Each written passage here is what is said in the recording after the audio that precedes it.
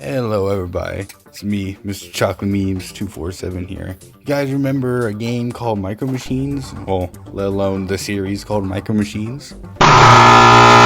Well, either way, Micro Machines came out in the early 90s, kind of similar to like Hot Wheels, or kind of like, little small, cars, I guess, Micro Machines. Blah blah blah. If we go to the mid 2000s, they released a game called Micro Machines V4 for PlayStation 2, PSP, and I think the DS and probably some other systems. The main reason we're going to talk about this is because I don't ever see anyone even mention, talk, or even really play this game at all. I mean, I honestly think it's a underrated, hidden gem, whatever you want to call it. So that's why today we're going to be talking about Micro Machines V4. When you boot up Micro Machines V4, you will see the main menu of multiple options. You got single player, multiplayer, shared controllers, and options. Since this game came out in the mid 2000s, the multiplayer option is mostly just split screen. When you click on the single player option, you'll see you have to make a profile. This profile will allow you to unlock multiple different tracks and even customize your cars you get to play in Micro Machines. As you can tell, I've already made a profile. My main profile being USA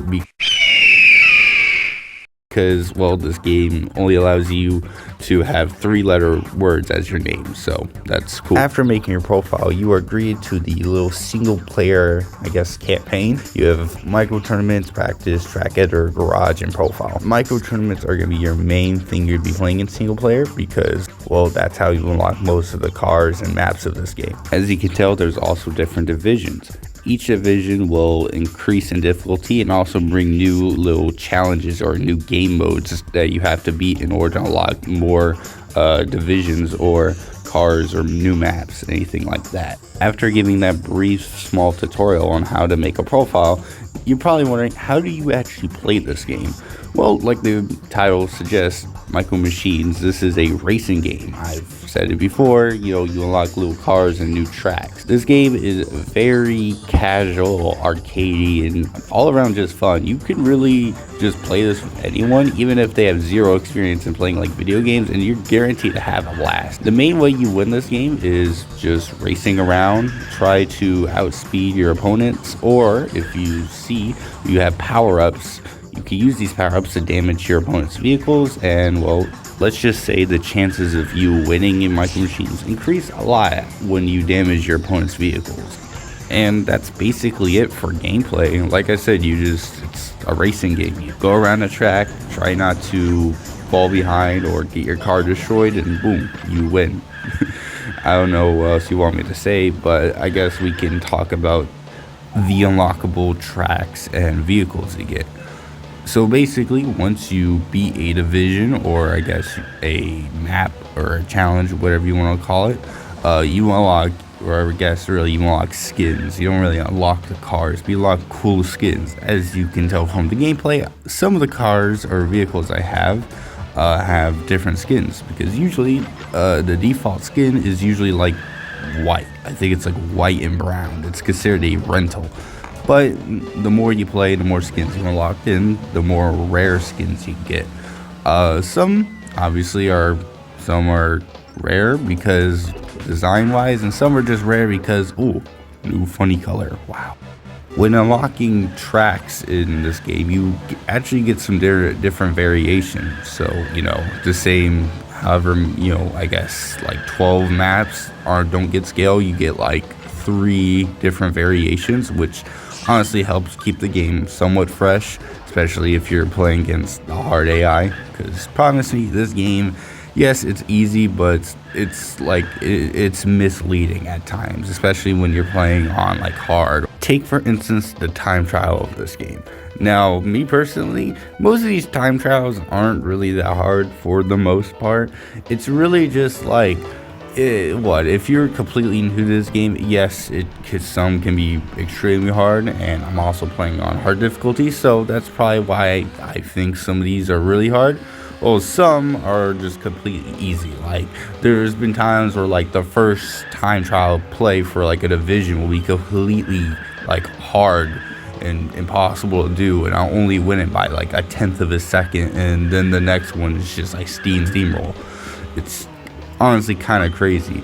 And plus, if you make one small mistake, you're basically guaranteed to have to restart. So yeah, when you unlock these new tracks, you kind of also unlock new cars. I mean, it's not like you unlock the skins, but you just unlock the car itself.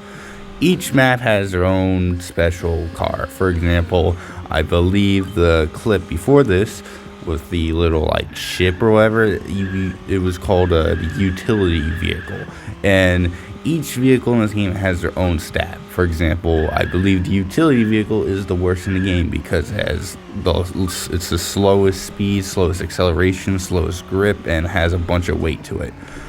Whilst there are some other cars or vehicles in this game that have they're crazy fast. I believe one of them is called the Vintage Racer, and maybe it's just me, but it's really fast. It's also, every map has their own set of power-ups.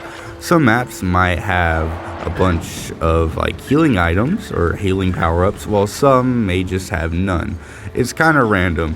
Besides from the track editor, there's not really a way you can change or change the power-ups. You can predict when they're gonna pop up or go, but if you like a certain power-up and it doesn't appear, it might be a lot more challenging to race. For example, one of the power-ups in this game is the I think it's called a plasma gun, and it does a lot of damage, especially if you charge it up.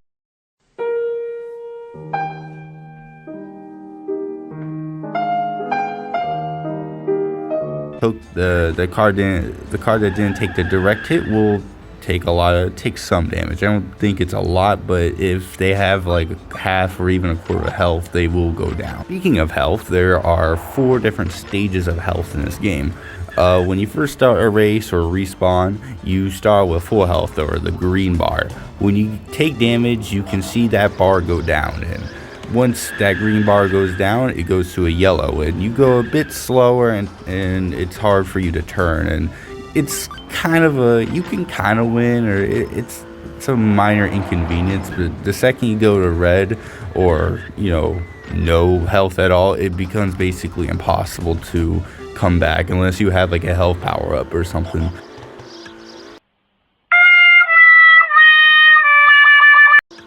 If I had to rate this game, I would probably rate this around 7, 7.5, maybe even 8 out of 10, depending on my mood. This game, like I said, is really casual, and it's really just a pick up and play. If you're just new at gaming in general, or just have a couple of people over that don't play games, or just want to have a fun time regardless of what, this is a pretty good game to have. There's also some challenging parts, so if you're someone who really wants to be punished and try to get your brain tweezed all over your head, this game can also has the hard parts. It's not completely easy, but it's also not completely hard as well. And that's really it for Micro Machines V4. Despite the game being called Micro Machines, this game definitely has a lot to offer. And this isn't the only game. I mean, this is Micro Machines V4. Their first game, if I remember right, came out in '91. I mean, I think they still come out with games, but like I said, the people who make this, I don't even think make them anymore. Or if they do, it's it takes them a good couple years before they do. So hopefully maybe this video gets somewhat popular, and people might get interested in the series again, maybe even make a new game, you never know. And that's it for today. Thanks for watching. I mean, I don't usually make videos like this. I'll try to make more videos now. Also, for the people who are subscribed, thank you. I mean, if you see my YouTube channel, one of my videos recently just blew up, got millions of views, and I've also got 1,000 subscribers. I've got over 3,000 subscribers because of that video. And with that, I'm gonna try this. I'm still gonna post my cool little memes I find on Discord or whatever, but I'm gonna try to start posting more actual gaming videos. I mean, that's kind of what I started with. I mean, if people start to like it, I'll keep making them. If not, then I'll just go back to my normal stuff. Personally, I would like to make videos like this because I want to be monetized and be more than just some guy who posts a meme on Discord. Anyways, that's it. Thanks for watching, y'all. I'll see you later.